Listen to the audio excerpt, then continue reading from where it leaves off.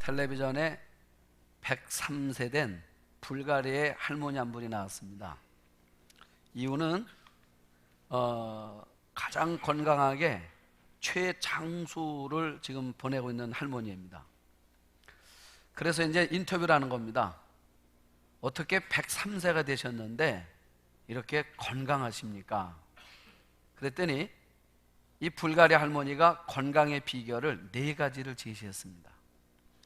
하나는 뭐냐면 끼니 때마다 요구르트를 마신답니다. 요구르트를 먹는 게 첫 번째 건강의 비결이었다요. 그 다음에 두 번째는 뭐냐면 요구르트만 먹는다 그래서 장수하는 것이 아니라 야채를 많이 먹어야 된다고 그래요. 그래서 야채를 많이 먹는답니다. 그 다음에 세 번째로는 그 야채를 어디서 얻느냐 그랬더니 자기 텃밭이 있는데 텃밭에다가 야채를 가꾸고 그래서 심에 붙이기 직전까지 일을 한다고 그래요. 노동을 한다는 겁니다.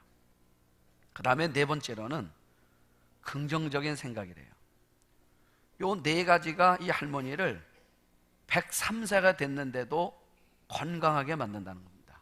요구르트 드시고 야채 먹고 일하고 생각을 긍정적으로 하고. 자, 이렇게 하면 여러분들도 103살까지는 살 수 있다는 거예요, 지금 얘기가. 자, 그런데 저는 텔레비전에 그걸 보면서 어떤 생각이 들었냐면 우리가 이 세상에서 이렇게 말을 하면 말이에요, 마음이 솔깃해진다는 거죠. 그리고 그 말을 우리가 이게 자꾸 믿어진다는 거예요. 그리고 그렇게 해보려고 한다고. 아마 여러분들이 그 할머니 나온 그 프로를 못 보신 것 같아요, 지금 보니까. 만약에 그걸 다 봤으면 아마 요구르트집,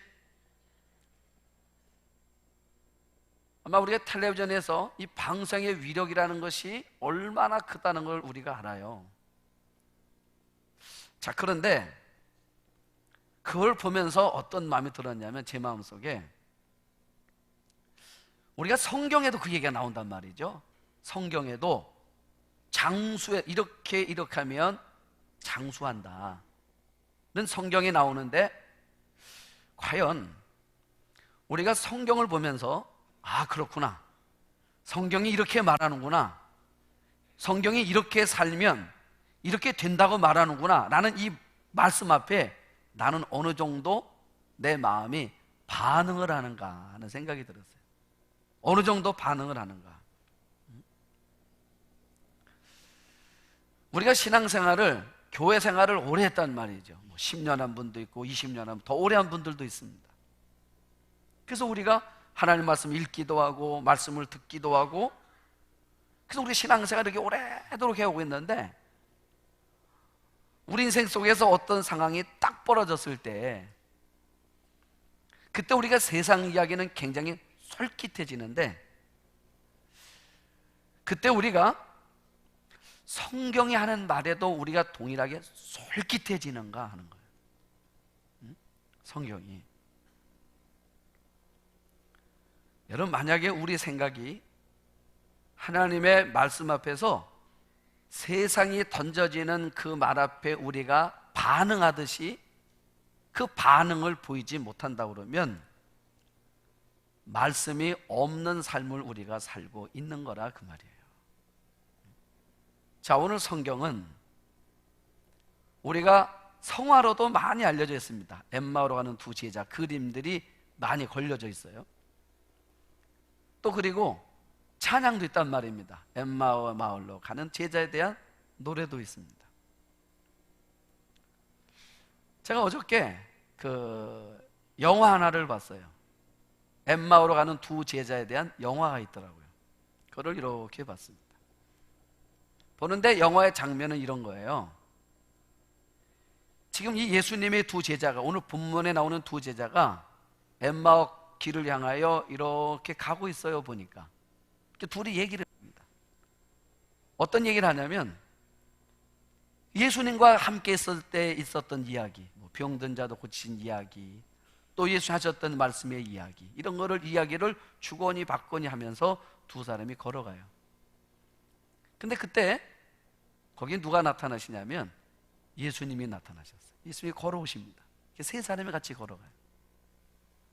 자, 근데 문제는 뭐냐면 세 사람이 걸어가고 있는데 이 두 사람이 지금 우리와 같이 거닐고 있는 이분이 예수님인 것을 모르는 거예요. 저는 영화를 보면서 딱 알겠던데, 예? 모습을 봐도 딱 알겠더라. 예수님이네. 아는데 이 두 제자가 모르는 거예요. 이해가 안 가는 겁니다. 지금 예수님과 헤어진 지 며칠 되냐면 성경은 사흘이라 이렇게 말해요. 사흘밖에 안 지났어요. 여러분, 사흘밖에 안 된 예수님을 어떻게 모를 수가 있겠는가? 이해가 안 가는 거예요. 그런데 오늘 성경이 그 얘기를 해주고 있더라고요. 16절을 보시면 왜 이 사람들이, 이 두 제자가 예수님을 몰랐는가 그랬더니 16절에 뭐라고 성경에 기록했냐면 그들의 눈이 가리워져서 그랬어요. 장님이 됐다는 얘기입니까? 아니죠. 눈이 가려워졌다는 말은 영적 눈이 어두워졌다 그 말이에요. 신앙이 침체됐다 그 말이에요. 자, 그러면 한번 이 사람들이 어떤 사람들이었는가 한번 구체적으로 한번 보면은, 오늘 본문 13절을 보시면, 자, 13절에 성경이 뭐라 말하냐면 그날에 그들 중 몇 사람이? 두 사람이 그랬어요. 자, 여기 보니까 그날에 그들 중 두 사람이 그랬어요. 자, 이 두 사람이 누군가? 이 두 사람이 누군가? 우리 분명히 뭐라 말하냐면 엠마오로 가는 두 제자다라고 말했죠. 엠마오의 두 제자입니다. 그럼 여기는 이 12제자를 말하는 거는 아니에요. 12제자는 아닙니다. 예수님의 제자 그룹이 여러 그룹이 있어요. 12제자도 있고 또 70명의 제자도 있습니다. 그래서 예수님께서 둘씩 파송한 적이 있었죠. 둘씩. 그 제자 가운데 한 사람인데, 그런데 성경은 뭐라고 말하냐면 그 두 사람 가운데 한 사람이 누군가를 이름을 구체적으로 이야기해 주고 있어요. 18절을 보시면 18절에 뭐라 말합니까? 그 한 사람의 이름이 나오는데 누구라고 나와요? 글로바라 그래서 글로바. 지금 엠마오로 가는 두 제자가 있는데 그 중에 한 사람이 글로바라는 겁니다. 자, 그럼 글로바가 누군가? 글로바가 누군가 보면 요한복음 19장 25절을 보시면 예수님께서 십자가 달려 돌아가시는 장면에 나옵니다. 예수님이 십자가 달려 돌아가시는 그 장면에 있었던 사람들이 있었어요. 여인들이 있었습니다. 누가 있었냐면 그의 어머니 마리아가 있었어요. 그리고 이모가 있었고, 그리고 막달라 마리아가 있었고, 다 이름들이 다 마리아입니다. 그리고 또 하나 여자가 있어요. 누구냐면 글로바의 아내 마리아, 이렇게 나와요. 글로바의 아내 마리아. 자, 그러니까 지금 오늘 성경에 나오는 이 글로바라는 사람이 보니까 그 아내가 예수님이 십자가 달려 돌아가시는 그 현장에 있었다는 거죠. 무슨 말하는 겁니까? 이 가정은 예수님에 대해서 잘 아는 사람들이었구나. 이 가정은 예수님에 대해서 헌신하는 사람들이었구나 하는 것을 우리에게 암시해 주는 거예요. 더군다나 우리가 복음서를 보면은 예수님의 그 공생의 3년 동안의 모든 생활비를 이 여인들이 댑니다. 그런데 우리가 예수님 당시에 보면은 여인들은 재산이 없어요. 모든 재산의 상속은 남자들에게만 부여가 됩니다. 그래서 과부를 돌보란 말이 뭐냐면 남편이 없으면 여자는 살 길이 없어요. 그리고 자식이 없으면 안 됩니다. 그리고 아들이 없으면 안 돼요. 왜? 상속은 무조건 아들한테만 되는 거예요. 그러면 그 당시의 사회 풍조 속에서 지금과는 다른 거란 말이에요. 그와 같은 사회 풍조 가운데서 지금 이 여인이 예수님의 생활을 돕고 있다라는 것을 보면은 이 남자도 신앙이 좋았다는 걸 알 수 있는 거예요. 이해하시겠습니까? 신앙이 좋았단 말이에요. 자, 그러니까 이런 사람이에요. 이런 가정입니다. 그런데 지금 예수님께서 지나 함께 동행하고 계시는데 예수님을 모르는 거예요. 그래서 성경이 뭐라 막 그 이유가 그들의 눈이 어두워졌다. 그럼 그들의 눈이 왜 어두워졌는가 하는 겁니다. 그 이유가 있습니다. 자, 그 이유가 뭐냐면 이런 거예요. 여러분, 예수님이 부활을 하셨습니다. 지금 이 여자들이 예수님 무덤에 향유를 불러갔더니 무덤 문이 열려 있는 거예요. 무덤 문이 열려 있어서 보니까 예수님의 시신은 없고 거기에 웬 남자 하나가 있는 겁니다. 그리고 그 남자가 뭐라 말하냐면 예수님이 부활하셨다는 거예요. 성경은 천사라고 말합니다. 성경은 천사라고 말하지만 이 여자는 천사를 알아요, 몰라요? 여인들은 모릅니다. 왜요? 천사를 본 적이 없잖아요. 그런데 그 무덤 안에 앉아있는 그 사람의 한 말을 이 여인들은 믿고, 왜 믿을 수가 있어요? 예수님이 생전에 늘 말씀하셨단 말이에요.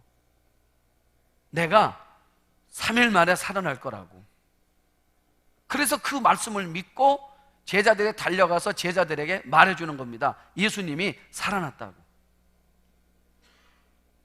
여러분, 예수님이 살아났다고 말을 하는데 이 여인들은요, 그게 믿어져요, 안 믿어져요? 이 제자들은 이게 안 믿어지는 겁니다. 자, 왜 그렇습니까? 지금 이들이 왜 눈이 어두워졌어요? 왜 눈이 가두어졌습니까? 가려진 이유가 뭐냐면 이들의 생각 때문에 그런 거예요. 생각 때문에. 어떤 생각입니까? 자, 21절을 보시면 우리는 이 사람이 이스라엘을 속량할 자라고 생각했다. 이게 이 사람들의 생각입니다. 자, 그런데 예수님이 죽었잖아요. 자, 이들은 어떤 생각을 했냐면 예수님이 우리를 속량할 자라 속량했다. 이게 무슨 말입니까? 예수님이 우리를 속량했다는 말은 메시아를 말하는 거예요. 그러니까 이 제자들이 예수님이 메시아라는 것까지는 믿고 있는 거예요, 지금. 메시아라는 것까지는 믿고 있는데 그 다음에 문제가 뭐냐면 믿고 있는 예수님이 십자가에 돌아가셨다가 사흘 만에 다시 살아나신다는 이 사실까지를 이들이 믿고 있지는 못하는 거예요. 그게 믿음의 한계가 온 겁니다. 그래서 예수님이 이들을 뭐라고 말하냐면 25절에 보면 이렇게 말하고 있어요. 이르시되 미련하고, 미련하다고 그랬습니다. 여기서 미련하다는 말이 무슨 말이냐면 믿음이 없다 이 말이에요. 믿음이 없는 자로 평가를 받은 것입니다. 여기에 오늘 중요한 메시지가 있는 거예요. 여러분, 우리 가정에, 우리 교회에 나에게 주시는 하나님의 말씀이 여기 있습니다. 우리가 이 땅을 살아가면서 얼마나 많은 일들을 만나는지 몰라요. 실패하기도 하고 또 계획했던 일들과 다른 상황이 펼쳐지기도 하고 또 준비했던 일들이 준비된 대로 되어지지 않기도 하고, 우리가 예기치 못한 일들이 우리 인생 속에서는 얼마나 많이 일어나는지 모릅니다. 여러분, 신앙이 뭐냐면 이렇게 내가 이해할 수 없고 예측하지 못했던 그런 만나는 일들 가운데서 그 일들과 그 만난 상황들과 하나님의 말씀을 어떻게 연결을 시켜 줄 수 있느냐. 이게 신앙이라는 거예요. 그런데 제자들은 예수님이 메시아라는 거 여기까지는 알고 있습니다. 그런데 이것이 지금 예수님의 죽으심과 예수님의 이 부활의 사건과 어떻게 연결을 짓느냐, 이거를 못하고 있는 거예요. 우린 이 땅을 살아가면서 두 가지로 판단하며 삽니다. 하나는 하나님의 말씀으로 판단하는 사람들이 있어요. 내가 만난 모든 일들을 하나님의 말씀을 가지고 판단하며 사는 사람들이 있습니다. 또 반면에 어떤 사람들은 내가 만나는 그 일들을 내 경험과 내 지식과 내가 사는 방식을 가지고 판단하며 사는 사람들이 있습니다. 여러분, 요셉을 보세요. 요셉은 형들의 미움을 사가지고 17살의 졸지에 타국 땅의 노예가 돼서 팔려갔습니다. 그리고 그 팔려간 그 땅에서 13년 동안을 감옥 생활을 해요. 긴 세월입니다. 여러분, 요셉의 마음이 어땠을 것 같습니까? 13년 동안 감옥 생활하면서 이 형들에 대한 분노. 이 형들은 친형들이 아닙니다. 다 이복 형들이에요. 여기에 대한 분노, 이게 삭혀지겠습니까? 그런 속에서 감옥 생활을 하고 있는데 어느 날 그 감옥소에 당시 왕 다음에 자리를 차지하고 있던 술 맡던 관원장과 떡 굽는 관원장 두 사람이 그 감옥에 들어왔습니다. 근데 어느 날 이 두 사람이요, 각각 다른 똑같은 날 꿈을 꿨습니다. 꿈을 꿨는데 이 꿈이 무엇인지를 도무지 알 수가 없는 거예요. 여러분, 해석이 안 되는 겁니다. 해석이 돼야 우리 마음이 편안해지는데 해석이 안 되는 거예요. 그때 요셉이 창세기 40장 8절에 이렇게 말합니다. 해석은 하나님께 있습니다. 그랬어. 우리 한번 따라합니다. 해석은 하나님께 있습니다. 믿습니까? 해석은 하나님께 있다는 거예요. 여러분, 우리가 만난 삶의 모든 정황들에 대한 해석은 하나님께 있어요. 해석을 어떻게 하느냐에 따라서 우리 삶이 달라지는 거예요. 여러분, 요셉은 어떻게 해석을 했습니까? 형들을 생각하면 용서가 안 되잖아요. 그런데 세월이 흘렀는데 아버지 야곱이 세상을 떠났습니다. 형들의 마음속에는 늘 불안했었어요. 왜냐하면 요셉이 언제 복수할까, 이게 늘 불안했습니다. 근데 자기들 마음속에 아버지 때문에 못할 거라고 생각을 했어요. 아버지 때문에.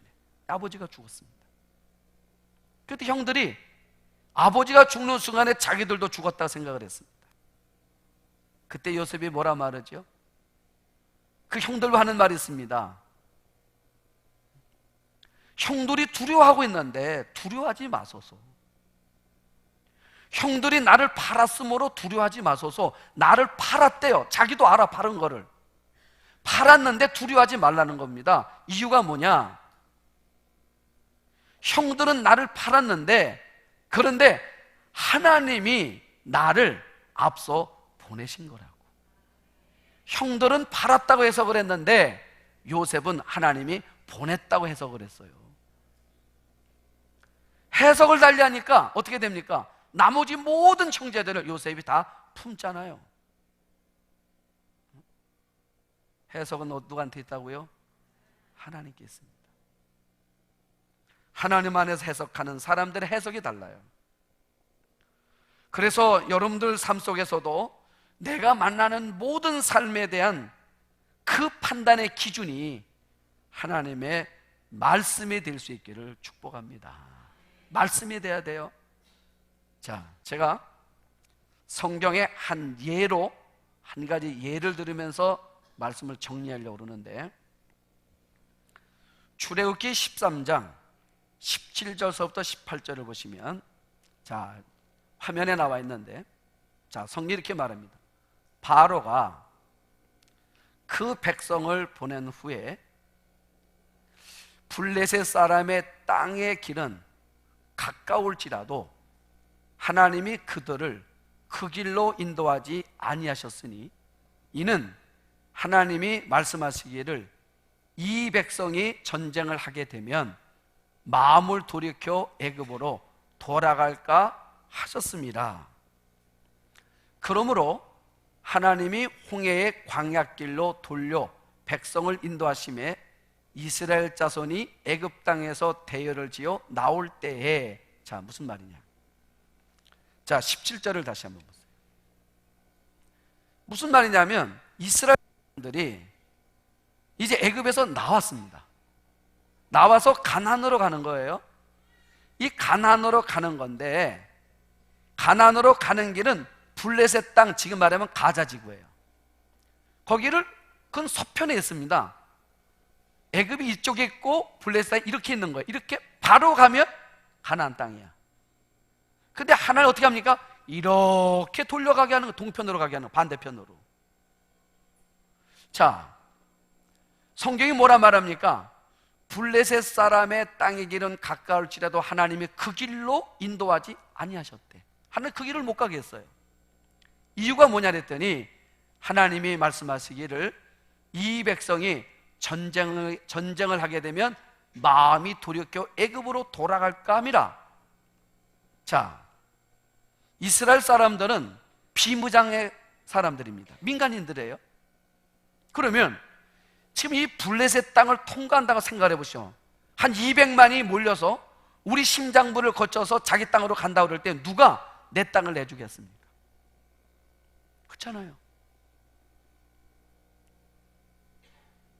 여러분, 우리나라가 이게 버젓이 있는데 일본이 저 중국을 가겠다고 우리 땅 좀 내달라 그러면 우리나라가 내줍니까? 안 내주지요. 그렇죠, 안 내주지요. 그러면 안 내주겠다 그러고 내달라고 그러면 일어나는 건 뭡니까? 전쟁을 하는 거예요. 그러면 전쟁을 하면 이스라엘 사람들은 군인이 아니잖아요. 그럼 많은 사람이 죽을 거 아닙니까? 그러면 이들이 원망하면 어디로 돌아갈 거예요? 애굽으로 돌아갈까요? 하나님 어떻게 했다고요? 뺑 둘러보냈단 말입니다. 돌아가겠습니다. 자, 그래서 홍해로 돌아왔습니다. 자, 돌아왔더니 14장 9절서부터 12절을 보시면, 자, 이제 어떻게 이스라엘 사람들이 반응하는 것을 보세요. 애굽 사람들과 바로의 말들, 병거들과 그 마병과 그 군대가 그들의 뒤를 따라 바알스본 맞은편 바히롯 곁 해변 그들이 장막 친 데까지 미치는지라.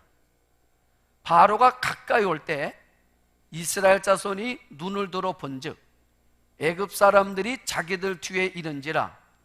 이스라엘 자손이 심히 두려워하여 여호와께 뭐 했어요? 요까지만 보면 10절까지만 뭐 했어요? 여호와께 부르짖었어. 자, 하나님의 말씀 따라서 이렇게 왔단 말입니다. 하나님 말씀 따라 와서 천막을 치고 있는데 애굽의 군대가, 바로가 서슬퍼런 모습으로 나타났다. 많은 군대를 이끌고 나타났습니다. 그랬더니 그걸 보고 이스라엘 자손들이 심히 두려워서 하나님 앞에 부르짖었어. 잘한 겁니까? 못한 겁니까? 여기까지만 보면 잘한 것 같아. 그런데 어떻게 말했는가가 중요한 거예요. 11절을 보십시오. 그들이 또 모세에게 이제 이르되 애굽에 매장지가 없어서 당신이 우리를 이끌어내어 이 광야에서 죽게 하느냐? 어찌하여 당신이 우리를 애굽에서 이끌어내어 우리에게 이같이 하느냐?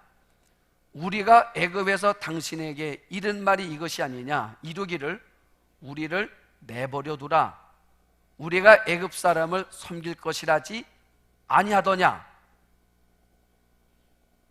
나는 이거 읽다가 모세가 심장이 안 터져 죽은 게 다행인 것 같아. 네?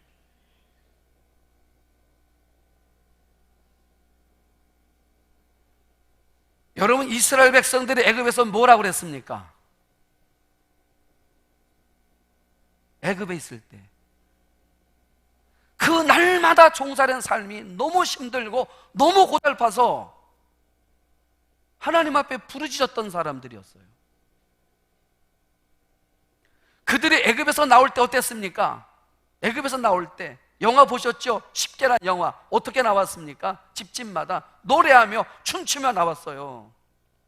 할렐루야 하고 나왔단 말입니다. 그랬던 사람들이 뭐라고 말해요? 우리가 애굽에서 당신에게 이른 말이 이것이 아니냐, 이루기를 우리를 내버려 두라, 우리가 애굽 사람을 섬기게 해라 하지 아니하였더냐, 이러고 있어요.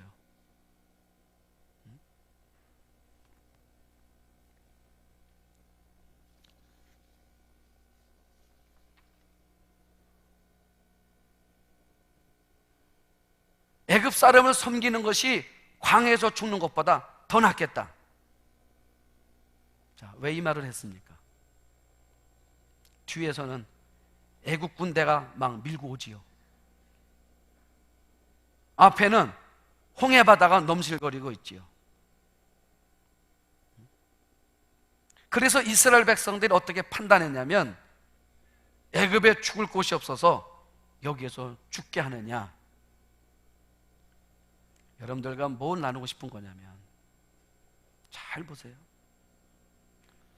지금 홍해 앞에 서 있는데 이들의 판단 속에는요, 하나님이 없어요. 이들의 판단 속에는 하나님의 말씀이 없고 하나님의 능력에 대한 믿음이 없어요. 오로지 인간적인 생각 외에는 아무 생각이 없습니다. 여러분, 인간적으로 생각하니까 여기서 무슨 재주로 살겠습니까? 애굽의 군대가 밀려오고 있죠. 앞에는 홍해 바다가 넘실거리고 있죠. 인간적으로 생각하니까 살 길이 없는 거예요. 자기 생각을 하는 겁니다. 하나님이 없으면, 여러분 보세요, 하나님이 없으면 사람은 언제나 엉뚱한 생각으로 엉뚱한 말을 하게 돼 있어요. 하나님이 없으면 상처가 되는 삶을 살아요. 상처를 주는 삶을 살아요. 하나님이 없으면, 하나님의 말씀이 없으면 그런 거예요. 하나님이 없어요. 이들이 못 봤습니까? 애굽에 있을 때 하나님께서 10가지 재앙을 내리시고 10번째 재앙을 역사하셨던 하나님의 능력이 우리가 언제 우리 힘으로 했습니까? 하나님의 은혜로, 하나님의 능력으로 살아왔지요. 여기까지 온 게. 거기에 대한 믿음이 하나도 없는 거예요. 하나님이 없어. 어디 믿음의 모습이 있습니까? 믿음의 흔적도 없지요. 그런데 모세는 어떤가 보세요. 그 다음 절 13절 14절을 보시면, 모세가 백성에게 이르되 너희는 두려워하지 말고 가만히 서서 여호와께서 오늘 너희를 위하여 행하시는 구원을 보라. 너희가 오늘 본 애굽 사람을 영원히 다시 보지 아니하리라. 여호와께서 너희를 위하여 싸우시니 너희는 가만히 있을지어다. 네? 여러분 보십시오. 똑같은 홍해를 만났습니다. 똑같은 애굽의 군대를 만났습니다. 똑같은 상황입니다. 그런데 모세와 이스라엘 백성들의 생각과 판단이 이렇게 다를 수가 있다는 거예요. 무엇이 다르게 만들었습니까? 모세는 자기가 만난 삶의 상황 속에 하나님을 개입시켰어요. 하나님의 말씀을 적용을 했습니다. 여러분, 이것이 믿음이에요. 우리가 만난 모든 상황들, 여러분들이 예견되지 않았던 그 일들, 답답하고 속상하고 하는 그 일들, 이 일들 가운데 우리가 인간적인 생각만 가지고 한다 그러면 답이 없다는 거지요. 오히려 더 낙심할 수 있고, 또 좌절할 수 있고, 또는 분노할 수도 있고, 아니면 핑계를 댈 수도 있고, 아무 해법이 없는 답만 내놓는단 말이에요. 그런데 내가 이해하지 못했던 그 상황에 대해서 하나님의 말씀을 가져다 놓으면, 하나님을 그 상황에다가 갖다 놓으면 거기서부터 해석이 되기 시작하더라는 겁니다. 해석은 하나님이 하시는 거예요. 그러면 우리 삶에 또 다른 방법이 나오는데, 여러분 하나님 뭐라고 말씀합니까? 모세 보고, 모세야 저 홍해 한번 쳐. 여러분 그 긴 바다를 친다고 무슨 일이 나겠습니까? 여러분들은 알아요. 다 지금 뭘 합니까? 모세가 치면 갈라져. 그걸 여러분들은 알아요. 왜요? 성경을 봤거든 미리. 그래서 알아요. 그런데 모세는 알아요? 몰라요? 몰라요.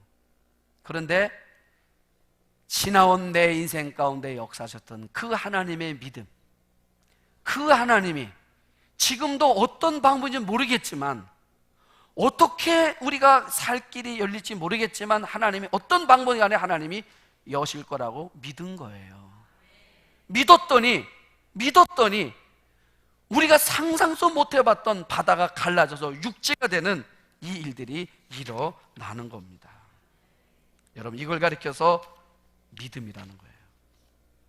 저는 여러분들이 만난 고난 가운데서도 하나님의 말씀이 존중되기를 축복합니다. 여러분의 평안과 기쁨 속에서도 하나님의 말씀이 그 안에 세워져 있기를 축복합니다. 여러분 가정 속에서 만나는 모든 일들의 판단의 기준이 여러분의 경험이나 여러분의 방법이나 여러분의 삶이 아니라, 인간 중심이 아니라 하나님의 말씀, 하나님으로 여러분의 삶의 모든 삶들을 해석할 수 있는 은혜가 있기를 축복합니다. 오늘 본문하는 두 사람의 한계가 무엇이었습니까? 하나님의 말씀을 들었지만, 예수님이 부활해서 나타나셨지만 말씀으로 그거를 못 본 거예요. 여러분 고난당할수록, 어려움이 있을수록 우리는 말씀을 붙들어야 됩니다. 왜냐하면 하나님은 내 인생의 GPS이기 때문에 그렇습니다. 하나님은 내 인생의 GPS라는 거예요. 여러분 우리가 어디를 갈 때 GPS를 찍습니다. 그리고 출발을 해요. 그러면 그 다음부터 우리는 그걸 믿어야 돼요. 아닌 것 같아도 옆 사람들이 아니야 일이 더 빨라, 그래도 믿어야 돼. 믿으면 그 GPS는요 정확하게 목적지에 나를 도달하게 해주더라는 거지요. 하나님은 내 인생의 그런 분이에요. 그 하나님을 믿고 여러분들도 말씀의 초점의 맞춤을 통해서 믿음의 사람들이 승리한 것처럼 여러분들도 승리하시기를 주의 이름으로 축복합니다. 기도하겠습니다. 하나님